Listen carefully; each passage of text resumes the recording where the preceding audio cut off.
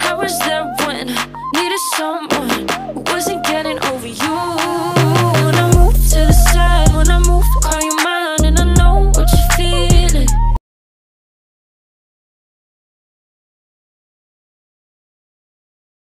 Karena kamu telah lamban dalam mendengarkan. Ayat yang ke-12. Sebab sekalipun kamu ditinjau dari sudut dan waktu,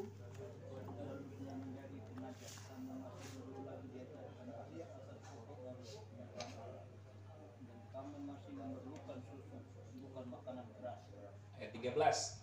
Sebab barang siapa masih memerlukan susu, ia tidak memahami ajaran tentang kebenaran, sebab ia adalah anak kecil. Ayat 14. Tetapi makanan keras adalah untuk orang-orang dewasa yang karena mempunyai pencandera yang terlatih untuk membedakan yang baik daripada yang jahat. Oke, silakan dulu Bapak. Oke, pagi ini saya mau bicara tentang Kristen gula-gula versus Kristen pil pahit. Ini kita bahas kemarin malam di di Komsel. Jadi kalau yang Bapak Ibu yang nanti belum sempat Komsel, hari Kamis ya Pak, kita ada di sini setiap Kamis jam 8 kita kumpul sharing-sharing di sini untuk saling memuatkan. So, yang lain juga kalau yang ada punya YouTube nanti bisa di saya punya channel itu ada Nexirido, itu saya punya semua khotbah saya taruh di situ untuk anak rohani bisa jual. Hari ini saya punya sudah 1137 subscribe dari anak-anak rohani. Hari ini kalau tidak salah hari ini sudah 4000 jam tayang. Jadi ya puji Tuhan lewat itu dia juga bisa jadi berkat buat banyak orang. Mereka tonton semua dan mereka dibukakan pola pikir, itu yang terpenting. Karena saya percaya bahwa semua yang Tuhan berikan ini untuk supaya Injil dinyatakan. Amin. Tuhan akan pakai segala sesuatu untuk menyatakan di Injil. So, di situ dia punya ayat bilang bahwa peringatan supaya jangan murtad. Ini sudah akhir zaman. Tadi bahwa ada banyak sekali kita lihat tanda-tanda akhir zaman. Kalau orang tanya kita di mana? Kita bahasa Inggris saya bilang kita di part of the end of the world. Kita ini di bagian yang paling akhir dari akhir zaman. Karena kita sudah lihat banyak hal sudah terjadi ya kan. Iblis sudah dilemparkan ke dalam maut, sudah dikalahkan gitu. Sekarang kita lagi mau nanti kedatangannya Tuhan ini. Begitu. Tapi jangan sampai orang pakai alasan akhir zaman inti untuk menakut-nakuti orang. Jadi orang tidak ada damai sejahtera dan orang lari dari Tuhan, orang menjauh dari Tuhan. Harusnya kita sampaikan the first love-nya Tuhan, cinta kasihnya Tuhan kepada dunia, sampai bagaimana Tuhan korbankan dirinya, Tuhan datang ke dalam dunia selamatkan kita. Itu lebih penting daripada kita cerita nanti tuh apa akhir zaman tuh begini. Saya lihat di postingan orang bilang nanti ada segala macam apa namanya itu anak segala macam. Tidak usah pusing sama itu dia. Kita mau pusing iman kita mau dibangun dulu. Amin. Harusnya iman lebih kuat daripada informasi. Yang terjadi informasi lebih kuat daripada iman sampai orang ketakutan daripada dia punya damai sejahtera. Itu dia. Harus ada keseimbangan. Tidak bisa informasi lebih tinggi daripada iman. Nggak bisa. Dua-duanya mesti seimbang. Antara kebenaran dan kenyataan harus seimbang dua-dua. Nah di sini firman Tuhan bilang bahwa peringatan kepada kita supaya jangan murtad. Apa tuh murtad? Orang pikir bahwa murtad itu menyangkal Yesus. Dah.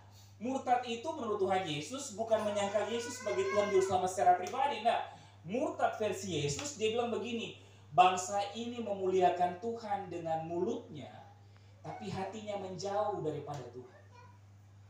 Jangan sampai tiap minggu, tiap hari kita menyanyi lagu rohani, kita segala sesuatu lagu-lagu Tuhan tuh menyanyi, tapi orang punya hubungan sama Tuhan tidak pernah ada. Tong tidak pernah berdoa, tidak pernah bangun mesbah doa pribadi bersama-sama dengan Tuhan. Bangun asal bangun, Tuhan bilang, kita sudah jaga pengarap pi tinggal bagi kita begitu. Itu kalau mereka kan bisa langsung menampakkan diri belum kapal apa tuh. Nggak pikir jaga-jaga pengarap satu malam, pengarap tinggal berjalan begitu tidak mengucap syukur. Astaga, untuk malaikat tidak begitu. Malaikat masih kasih waktu buat kita. Nah, dibilang bahwa dilihat dari situ kita masih lamban dalam mendengar. Bapak Ibu firman Tuhan bilang bahwa kita diberikan 2 telinga, 1 mulut. Kenapa? Supaya kita lebih cepat mendengar, lama bicara, lama marah-marah. Amin. amin. harusnya kita lebih cepat mendengar, lama marah-marah. Tapi firman Tuhan bilang kita lamban dengar. Harusnya ketika sampaikan firman Tuhan kita langsung cepat respon. Alkitab bilang begitu kamu dengar firman Tuhan ini jangan keraskan hatimu, Bapak Ibu. Kalau tong keraskan orang punya hati, setengah mati. Begitu. Kalau sudah pakai Tuhan dan Tuhan bicara nih, terus mau dengar lagi mau pakai apa lagi? Begitu. Ketika Tuhan masih pakai orang lain untuk tegur kita, bertobat. Yunus itu untung dia cepat bertobat. Makanya dia dapat lempar dapat kasih muntah. Kalau dia lama bertobat, bukan dapat kasih muntah, dapat bela. 3 hari di bertuhan. Wah,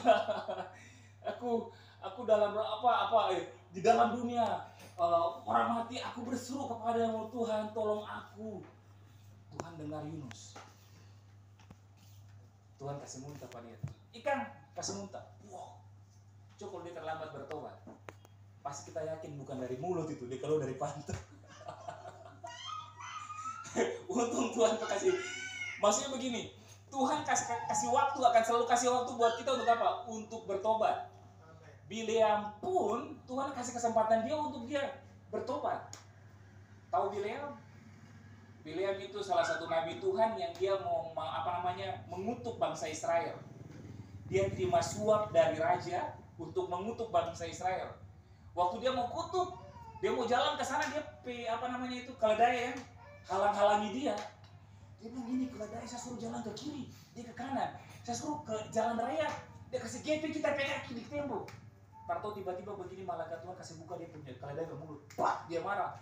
Dia bilang dasar keledai bodoh, marah, bodoh. Keledai berbalik, ada yang bodoh. Keledai bisa bicara. Langsung keledai bilang, yuk kita menghilang lagi. Keledai bilang begini, tahukah kamu bahwa saya sedang menghindarkan kamu dari panglima bala tentara surga? Apa dibuka mata begini? Gabriel agak berdiri. Bos, gimana? Cie. Itu pun Bileam akhirnya dia membatalkan niat dia untuk dia mengutuk. Dia balik ke raja yang harus bayar sama dia, itu dia bilang, dia jadi saya lebih pilih untuk memberkati mereka. Tapi dia sudah salah sih begitu. Nah, dia bilang begini, kalau dilihat dari sudut usia, kita sebenarnya ini sudah jadi pengajar sebenarnya Bapak Ibu. Orang seberapa tahun jadi Kristen coba? Kalau menghitung-hitung nih dari lahir, Kristen. Lahir keluarga Kristen, saking lamanya dari Kristen, bukan Kristen, Karasten. Keras sekali, dari Kristen keras, setelah berubah itu Karasten tuh. Tuhan bilang, dilihat dari sudut pandang, dari sudut usia, harusnya kita sudah jadi pengajar, Bapak Ibu. Tahu pengajar? Guru. Keberhasilan seorang guru ketika dia bisa menghasilkan guru-guru yang baru, yang sama seperti dia. Amin. Keberhasilan seorang murid ketika dia bisa menghasilkan murid-murid baru sama seperti dia. Harusnya kita sudah bisa memuridkan orang, Bapak Ibu. Tapi kita tarik semuanya, kita tidak mau ambil bagian untuk kita muridkan orang. Padahal gampang kok memuridkan. Tidak harus orang harus, wah saudaraku bertobat, Tuhan sudah bangun hubungan sama orang. Kalau Bapak Ibu sering ketemu dengan orang-orang yang sering Bapak Ibu ajak ngopi, dan Bapak Ibu lihat orang ini kayak dia punya masalah. Kalau Bapak Ibu belum sempat bawa bawa dia kemari, nanti kita bantu untuk doakan dia, bantu untuk dia kenal Tuhan. Amin. Tong gebuk itu jiwa, bawa kepada Tuhan. Si gebuk kayak keroyokan. Maksudnya begini, dalam pekerjaan Tuhan kita butuh keroyokan Bapak Ibu, butuh baku bantu. Karena firman Tuhan bilang begini, kalau kamu melihat ada salah satu saudaramu berbuat dosa dan kamu tidak menegurnya dan orang ini mati dalam keberdosaannya dia, maka apa? Darah orang ini akan ditangguhkan kepada kita. Bahaya. Jadi selamat, jangan sendiri. Berpikir orang lain juga. Ayat berikut dia bilang, tapi kalau misalnya kita sudah menegur dia dan dia tidak mendengarnya, maka dia dosanya jadi tanggungan dia sendiri. Kita aman. Amin. Jadi jangan sampai kayak Bapak Abraham sama siapa namanya, orang kaya itu kan. Wah, orang nanti sudah di surga. Sampai orang tua di sebelah neraka. Wih, Ridu bikin banget Injil Pak orang di sini panas. Sayang-sayang Pak orang tua, tapi karena Tuhan takut sampaikan Injil, Tuhan takut ditolak karena Injil. Tuhan jaim menyampaikan Injil. Akhirnya apa? Tuhan kehilangan namanya. Kan ini cuma sementara di sini. Kita bakal ketemu nanti pada waktu di kerajaan sorga nanti, itu kita bakal duduk di situ sama-sama. Waktu Yesus datang kita diubahkan pakai tubuh kemuliaan sih ya. Kita semua cat. Jadi pastikan Bapak Ibu ada di sana nanti. Dia bilang begini, ditinjau dari sudut waktu kita seharusnya harus menjadi pengajar. Lalu dia bilang begini, kamu masih perlu lagi diajarkan pokok, asas-asas pokok dari penyataan Allah. Ada penyataan Allah dan ada pernyataan Allah. Penyataan Allah itu dari firman yang jadi nyata, firman yang jadi manusia. Jadi penyataan Allah itu Yesus Kristus wujudnya. Amin. Ada pernyataan. Kalau pernyataan Allah itu firman Tuhan. Kalau penyataan berarti firman yang jadi nyata itu Yesus. Amin. Jadi kalau ada orang yang bilang perbedaan penyataan dan pernyataan, itu perbedaannya. Penyataan itu Yesus, pernyataan itu firman. Amin.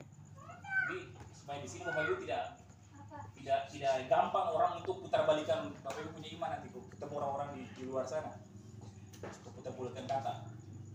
Lalu dia bilang begini, dan kamu masih memerlukan susu, bukan makanan keras. Orang masih pakai SGM. Pisang, kasih pisang, pakai pisang. Padahal sebenarnya sudah tua. Pertanyaannya, apakah orang tua masih wajar makan susu SGM? Cocok Bapak Ibu. Demikian juga firman Tuhan. Sudah tidak cocok kita pakai firman yang, ayo Bapak Ibu, Tuhan sayang sama Bapak Ibu, ya datang ibadah. Sudah. Kita sudah dewasa, jalan sendiri. Tanpa perlu dipanggil-panggil, datang sendiri. Cari sendiri Tuhan, inisiatif cari sendiri.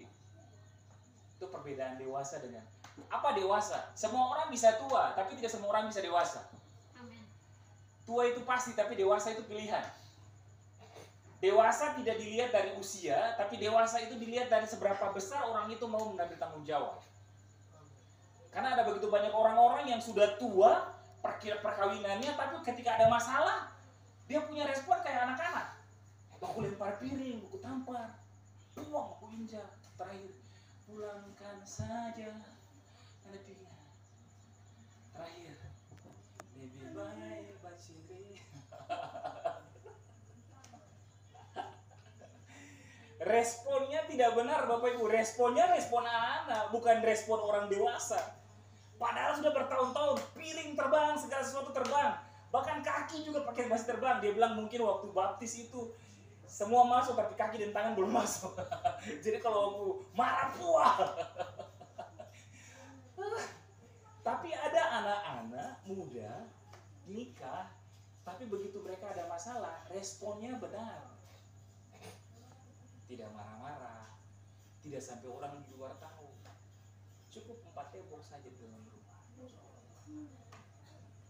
Amin. Dewasa itu ketika torang marah, tapi torang lebih memilih untuk memahami, bukan untuk menghakimi. Amin. Terkadang torang pas di saat marah itu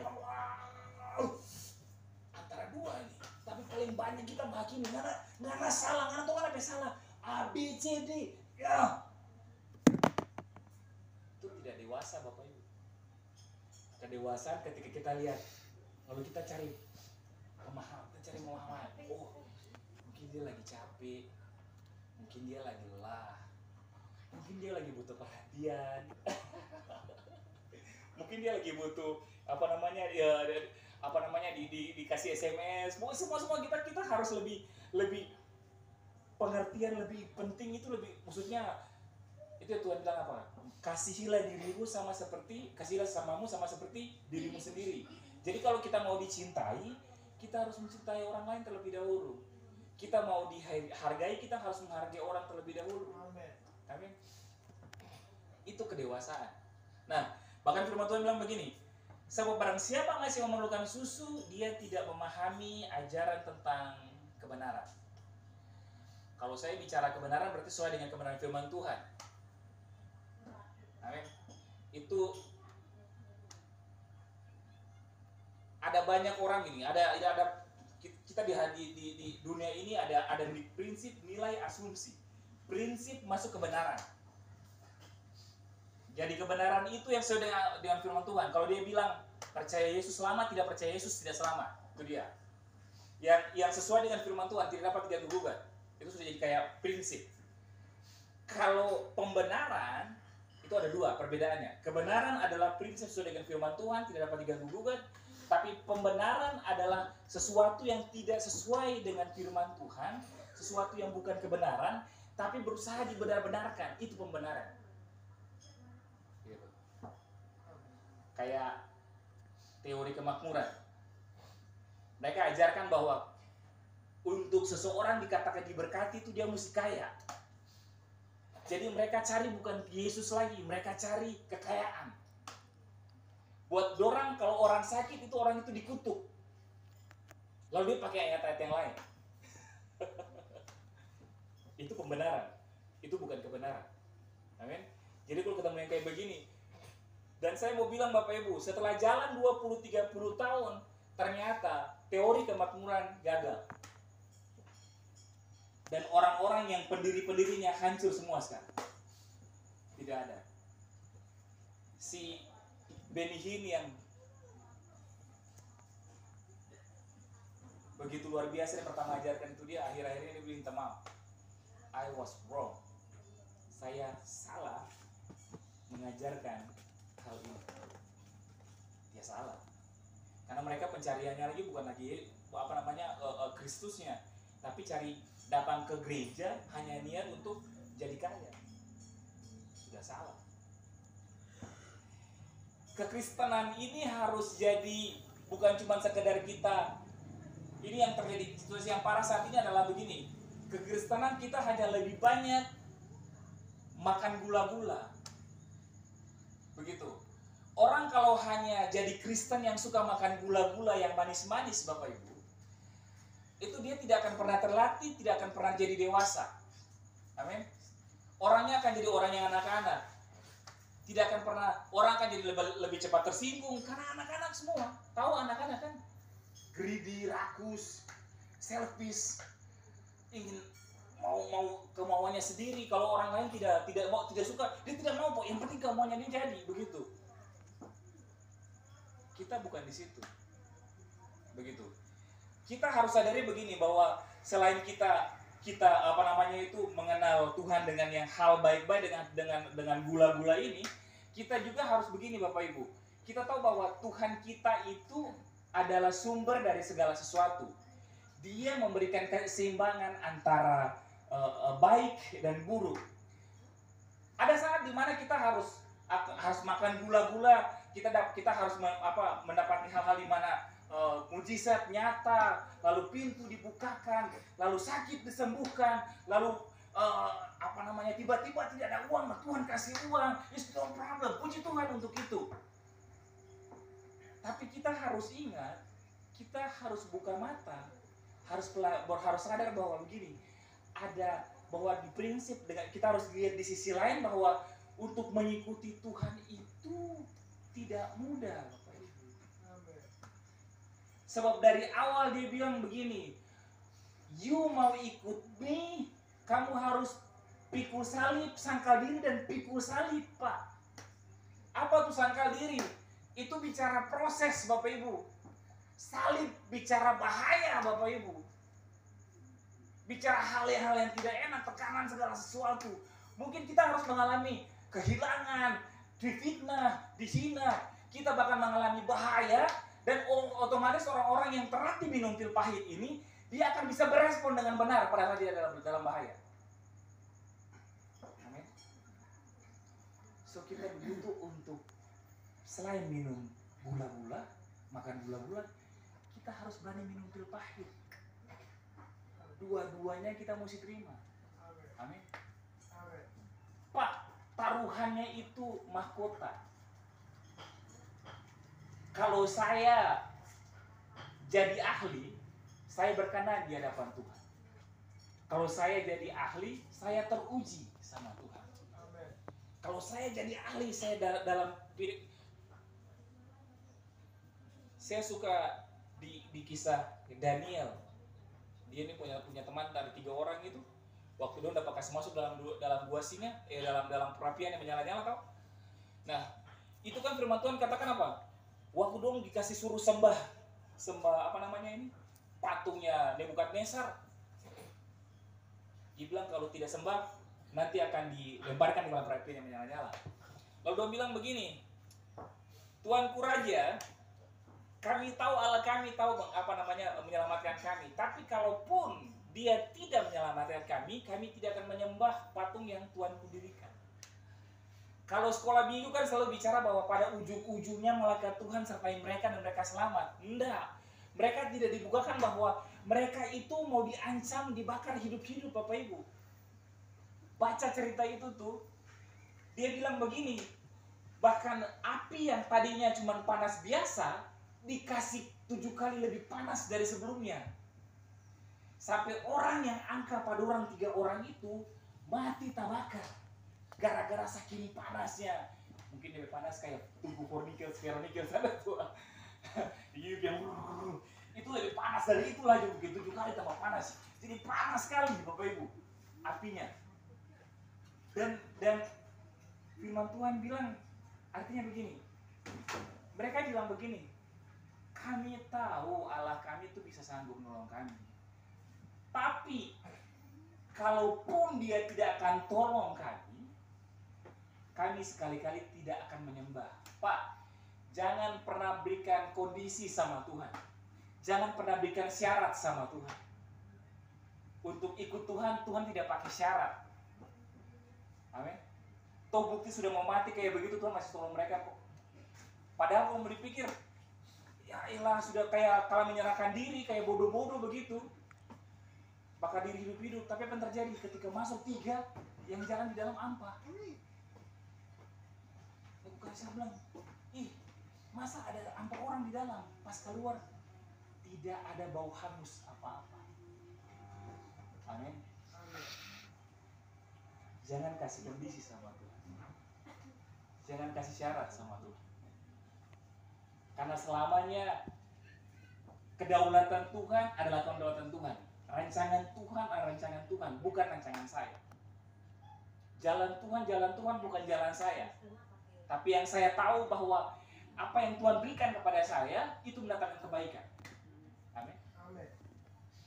Tidak pernah Tuhan punya rancangan yang buruk, selalu mendatangkan kebaikan. Tapi prosesnya ini tidak enak. So jangan pernah berpikir bahwa enak-enak. Nah, kita rangkul dua-dua supaya kita dewasa. Amin. Menjelang akhir zaman, please. Kita mesti lebih dewasa lagi Bapak Ibu. Kita mesti makan yang keras-keras sekarang udah. Begitu. Orang khotbah keras, saya lebih suka khotbah keras daripada khotbah anak-anak. Adik-adik, Tio bala nih. Tuhan Yesus mati di kayu mah. Aneh kan? Saya pikir kalau bisa di awal, bayi pun minum Capticus tidak bisa karena terlalu keras. So saya pikir waktu kita pertama kali kenal Tuhan, it's okay lah kita belajar dari Yesus, belajar semua kebaikannya. Tapi dalam pertumbuhan itu Pak, tahu Yesus panggil murid-muridnya, Dia tidak suruh sekolah pendeta dulu Bapak Ibu. Besoknya diutus. Dia panggil hari ini, besok dia utus. Mereka tidak suruh, dia suruh sekolah. Kalaupun ada sekolah lah, tidak apa-apa. Itu lebih bagus lagi lah. Tapi kalaupun Bapak ini pas Ibu panggil, Bapak Ibu rasa bahwa Tuhan panggil saya untuk jadi berkat, Tuhan panggil saya untuk jadi orang Kristen yang dewasa, saya harus lakukan itu. Jadi ketemu sama siapapun jangan hanya biarkan orang jalan lalu tanpa dia kenal Injil. Nah, kita harus jalan ketemu mereka, sampaikan Injil kepada mereka. Terima tidak itu urusan mereka. Yang penting kita sudah sampaikan kepada mereka. Jangan pikir saya malu Pak. Nggak usah.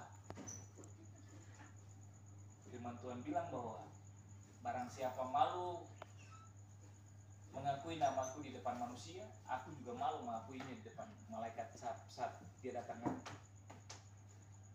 Kadang, dan itu terjadi sekarang banyak di tiap hari banyak sana. Waktu makan begitu, yang lain lagi Bismillahirrahmanirrahim. Yang lain, Kristen kita ada berapa orang begitu? Tiba-tiba pas saya, ayo kita doa, Tuhan Yesus. Yang lain yang, Pak, doa jangan sampai orang dengar. Hah? Maksudnya malu nanti orang lihat. Kayak dong malu gitu, ketahuan Kristen tuh kayak malu sekali begitu. Hello, ya saya bilang sama mereka, saya kasih itu dia.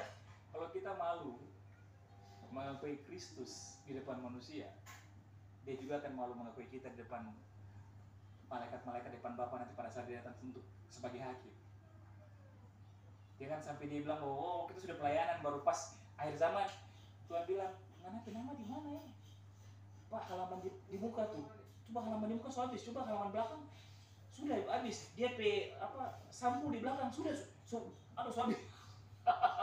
Para dengan nama Pak. Tuhan lupa yang mana ya? Ridho mana ya? Bahaya. Jadi jangan pernah malu akui diri kita Kristen. Amin. Jangan pernah malu. Jangan.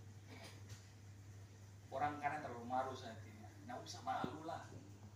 Berdoa itu saja, tidak usah malu-malu. Karena pasti lewat hari itu juga orang Tuhan perhitungkan kok.